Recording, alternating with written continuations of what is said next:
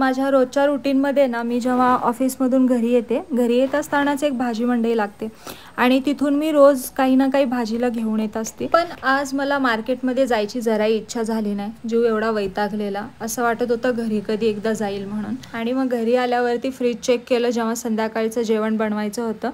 एवढं मात्र नक्की की फ्रीज कधी रिकामा नसतोच आणि त्यामध्ये मला भेंडी भेटली। मागच्या वेळेस अर्धा किलो भेंडीची भाजी आणली होती, त्यातली पाव किलो उरलेली आणि वटाणा होता। आता भेंडी सुकी बनवायची म्हणलं की रस्सा बनवायलाही काही ना काही लागतोच।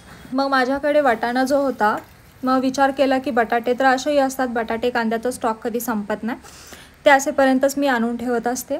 तर मग म्हटलं की वटाणा आणि बटाट्याची पातळ रस्सा भाजी बनवली जाईल आणि भेंडी माझी सगळ्यात फेवरेट भाजी आहे बरं का। मग काय, भेंडी घेतली आणि एका टोपामध्ये टाकली, पाण्यामध्ये टाकून त्याला स्वच्छ पाण्याने धुतली आणि एक कॉटनचा कपडा घेऊन भेंडी जी पण आहे ती सुकून पूर्ण पुसून घेतली। आणि हो, भेंडी बनवण्याचे पण बरेच प्रकार आहेत बरं का, आणि कोणत्या जरी प्रकाराने भेंडी बनवली ती खूप टेस्टी लागते।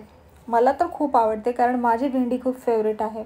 आम्ही अगोदर लहानपणी भाकरी बनवून झालं ना तव्यामध्ये असे भेंडीचे बारीक बारीक फोड्या बनवणार, छोटे छोटे तुकडे करणार आणि तव्यामध्ये तरातरा भाजणार अगदी कडक होईपर्यंत। पूर्ण त्याचा ओलसरपणा जो शेंबडेपणा असतो भेंडीचा तो घालवणार आणि एकदम छान भाजून घेणार आणि त्यामध्ये लसणाची फोडणी द्यायची आणि भाकरीसोबत खायचा। काय जबरदस्त खरोखर भेंडी लागते ना। आणि मी एक अनुभवलं बरं का, ऑब्झर्व केलं, जसं डाळ भात माझा फेवरेट आहे तसं भेंडीची भाजी कोणत्याही प्रकारे बनवली, कोणत्याही स्टाईलने बनवली तरी ती टेस्टी लागतेच। आणि तुम्हाला भेंडी आवडते का मला कमेंट करून नक्की सांगा। इथे मी भेंडी मधोमध कापून घेतली आणि एका भेंडीमध्ये 3 तुकडे करून असं आतमध्ये किडलेली आहे की नाही चेक करून सगळ्या भेंड्या कापून घेतलेत।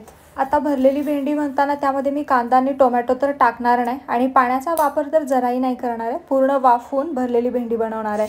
मग त्यासाठी शेंगदाणे घेतले आणि कढईमध्ये शेंगदाणे चांगले भाजले, मग त्याला थंड करून मिक्सरमध्ये वाटण करून घेतलं। नंतर त्याच कढईमध्ये कढई गरम करून त्यामध्ये तेल टाकले 1 चम्मच आणि लसूण ठेचून घेतला होता। तेल गरम झाल्यावर त्यामध्ये लसणाची फोडणी दिली आणि लसूण छान भाजून झाल्यावर त्यामध्ये जे तुकडे केले होते भेंडीचे ते तुकडे यामध्ये टाकून चांगलं परतवून घेतलं आणि नंतर चवीनुसार मीठ यामध्ये टाकलं।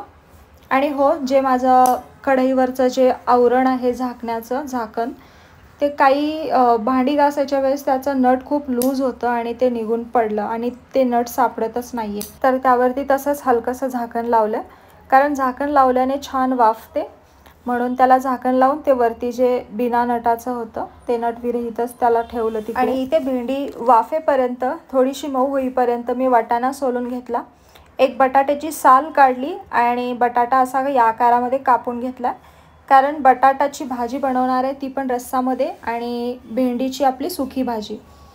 आणि बटाटा वटाणा स्वच्छ पाण्याने धुवून घेतला, त्यासाठी अद्रक लसूण फोडणीसाठी तयारी केली आणि तोपर्यंत इकडे भेंडी जी आहे ती छान अशी वाफली होती।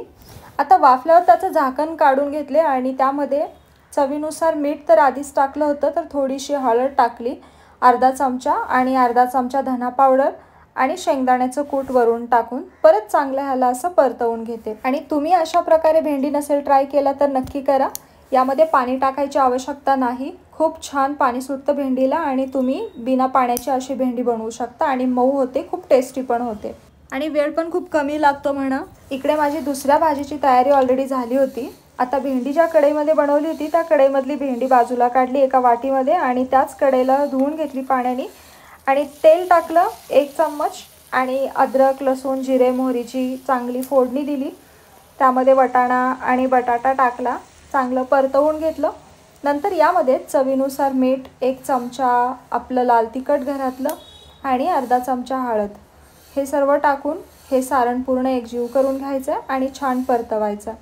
यामध्ये कधी पण गरम पाणी टाकलं तरी टेस्टी होते भाजी, पण मी इथे 1 ग्लास थंड पाणी टाकलंय आणि कढई जी आहे ती मधल्या गॅसवरती ठेवून टाकली, कारण एक साईडला मी राईस ठेवली होती, एक साईडला कढई ठेवली। आता भाजी बनलेली भेंडी ऑलरेडी बनवली होती ती काढून ठेवली आणि आता ज्वारीच्या भाकरी बनवायच्या आहेत, तर त्यासाठी तवा अगदी गरम झालेला पाहिजे, म्हणून मग तवा गरम करायला ठेवला। आणि इथे मी आता ज्वारीच्या भाकरी बनवायला घेते, त्यासाठी अगोदरच मी ओटा स्वच्छ धुवून घेतला आणि भाजी बनवायच्या अगोदर पण ओटा घासलेला बरं का, तो ओट्यावरती मग मी आता भाज्या वगैरे कापल्या। तर त्याचे काही ना काही कण राहतात आणि भाकरी बडवत असताना त्यामध्ये अडकतात. म्हणून मग मी परत ओटा स्वच्छ धुवून घेतला आणि त्यावरतीच भाकरी थोपायला घेतलेत. आणि जे पण असं ओट्याविषयी निगेटिव्ह कमेंट करतात ना, त्यांनी प्लीज आपला ओटा क्लीन ठेवत जावा. आणि या भाजीमध्ये एक टोमॅटो असता तर अजून टेस्ट डबल झाली असती, पण टोमॅटो नव्हता आज भाजीला टाकायला. मग कोथिंबीर होती, कोथिंबीर कापून गार्निश केलं आणि अशी माझी भेंडी आणि माझा वटाणा बटाट्याची भाजी रेडी झालेली आहे. त्यामध्ये शेंगदाण्याचं कूट टाकून परत मी उकळवून घेतली होती वटाणा आणि बटाट्याची भाजी. आता हो, परत तुम्ही असे कमेंट कराल ओट्यावर भाकरी बनवणं चांगलं नसतं, असं तसं हे ते. मी माझ्या अंगाला म्हणा किंवा आपल्याला कुठं घाण लागली ना, त्यापेक्षा जास्त ओट्याला जपते, कारण ओटा हा माझा एक कम्फर्ट लेवलचा झोन आहे. आणि मला घरामध्ये पराती आहेत. परत मला तुम्ही सांगाल परात विकत घे किंवा हे घे, ओट्यावर भाकरी. बऱ्याच लोकांनी काय काय काय काय कमेंट केल्या होत्या मागच्या व्हिडिओमध्ये. काही हरकत नाही, प्रत्येकाचा आपापला एक कम्फर्ट झोन असतो, त्यानुसार प्रत्येकजण करतात. सो मला ओट्यावरच भाकरी करायला आवडतात, तर मी ओट्यावरच बनवते. 30 सेकंदाच्या आत माझ्या ओट्यावर भाकरी थापून रेडी होते आणि 1 मिनिट भाजायला लागते. तर माझी भाकरी थोपून झाली होती, दुसरी भाकरी थोपायला घेतली इकडे आणि ही भाकरी भाजून काढते. भाकरी छान भाजली की चांगली लागते, पोट दुखत नाही. म्हणून दोन्ही बाजूने एकदम व्यवस्थित मोठ्या गॅसवरती भाकरी अशी छान भाजून घ्यायची. तर इकडे भाकरी रेडी आहे. माझ्या नवऱ्याला भूक लागली आहे, त्यासाठी मी आता ताट बनवते इकडं. तर भाकरी घेतली, एक भेंडीची भाजी घेतली. आता ही आहे भाजी आपल्याला वटाणा आणि बटाट्याची, आणि हे आहे राईस. तर हे असं अप्रतिम रुचकर असं घरामध्ये काही साहित्य अवेलेबल होतं, त्यामधूनच मी हे जेवण बनवलेलं आहे. आणि खूप म्हणजे खूप टेस्टी जेवण झालं होतं. आणि मी खरंच सांगते, कोणत्याच हॉटेलमध्ये किती पैसे दिलं तर असं हेल्दी आणि टेस्टी जेवण भेटणं खूप कठीण आहे. तर आपण आपल्या घरामध्ये आपल्याला जे आवडेल ते भाज्या आणायच्या, बनवायच्या आणि खायच्या. तर असा होता आजचा माझा व्हिडिओ. कसा वाटला मला कमेंट करून नक्की सांगा. आणि हो, खूप मनापासून आभारी आहे त्यांची, जे माझा व्हिडिओ शेवटपर्यंत आता बघत आहेत. आणि ज्यांनी लाईक कमेंट नसेल केलं किंवा सबस्क्राईब नसेल केलं अजूनही, तर प्लीज करा. भेटूयात पुढच्या व्हिडिओमध्ये. तोपर्यंत नमस्कार.